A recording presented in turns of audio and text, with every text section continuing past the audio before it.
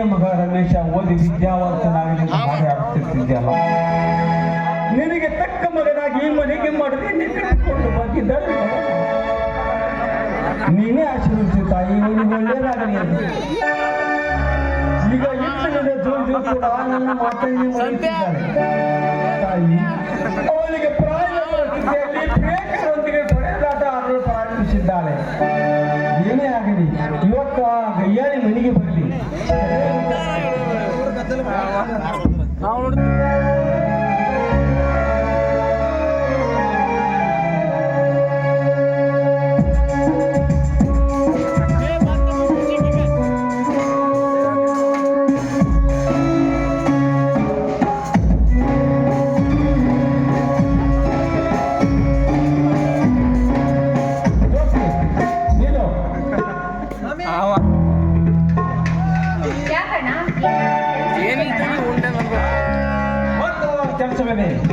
ಯಾಕಂದ್ರೆ ನನ್ನ ತಂಗಿ ತುಂಬಾ ಜಾಣೆ, ಬುದ್ಧಿವಂತೆ, ಶೀಲವಂತೆ ನಾನು ನಂಬಿದೆ. ಅದಕ್ಕೆ ತಕ್ಕ ಉಪಕಾರವನ್ನು ಮಾಡಿದೆ. ನೀನು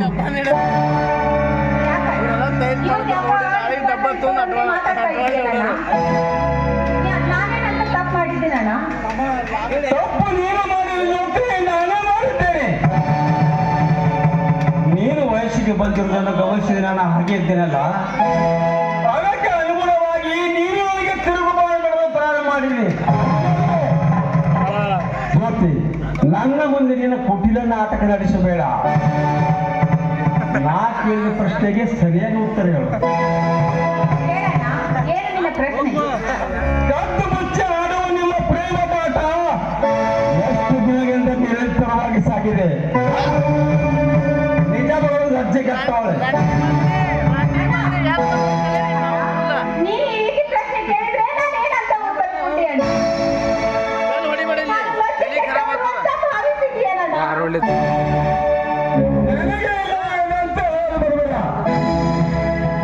ನಿನ್ನ ಸಂಗಡ ಪ್ರಣಯದಾಟ ಆಡುವ ಆ ವಿಜಯ ಹಾಗೂ ನಿನ್ನ ಪ್ರೇಮ ಬೆಸುಗೆ ಬೆಸೆದು ಎಷ್ಟು ದಿವಸವಾಯಿತು. ಬೆಕ್ಕು ಕಣ್ಣು ಮುಚ್ಚಿ ಹಾಲು ಕುಡಿದರೆ ಕುಡಿಯುವ ಬೆಕ್ಕನ್ನು ಜಗತ್ತು ನೋಡದಿರುತ್ತೇನು? ನಿಜಗಳು ಎಷ್ಟು ದಿನದಿಂದ ಸಾಗಿದೆ ನಿನ್ನ ಕಳ್ಳ ಪ್ರೇಮ.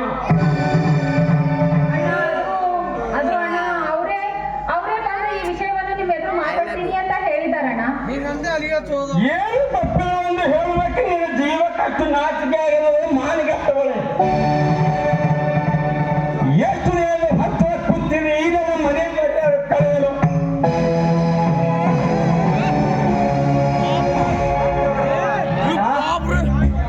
ಇದೇನು ನೀನು ಮಾಡುವ ಕೆಲಸ? ತಂಗಿ ಮೇಲೆ ಈ ರೀತಿ ಕೈ ಮಾಡೋದು ಸುದ್ದು ತಪ್ಪಲ್ಲವೇ? ಕೆನ್ನೆಗೆ ಹೊಡೆಯಲು ಅವಳೇನು ಅಂತ ತಪ್ಪು ಮಾಡಿದ್ದಾಳೆ. ಈ ಪ್ರಶ್ನೆಗೆ ಉತ್ತರ ಅಲ್ಲಿ ನಿಂತಿದ್ದಾಳಲ್ಲ ಅವಳನ್ನೇ ಕೆಲವು ಸರಿಯಾದ ಉತ್ತರವನ್ನು ಹೇಳ್ತಾಳೆ.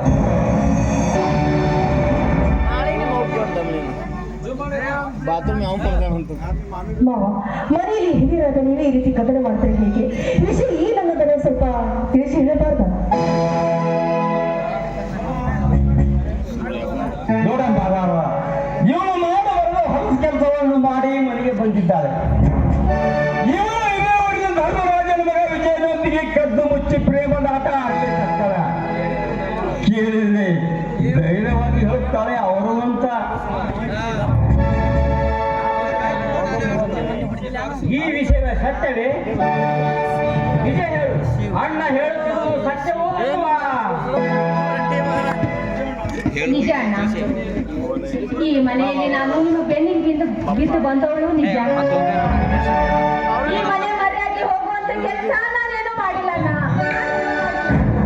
ನಾನು ವಿಜಯನನ್ನು ಪ್ರೀತಿಸಿದ್ದು ನಿಜ ಅಣ್ಣ.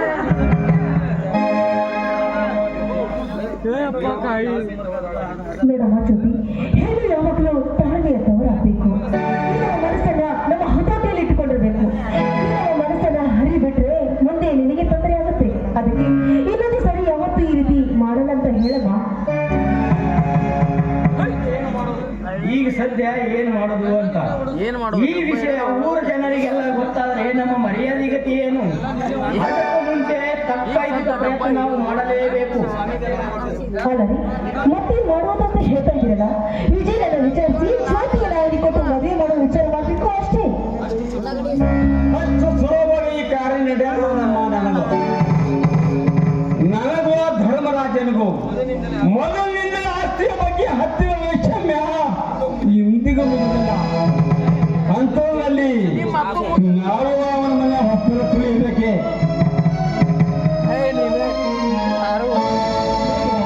ಪ್ರಸಂಗದ ಪರಿಸ್ಥಿತಿಯಲ್ಲಿ ನಾವು ಅವರ ಮನೆಗೆ ಹೋಗ್ಲೇಬೇಕು.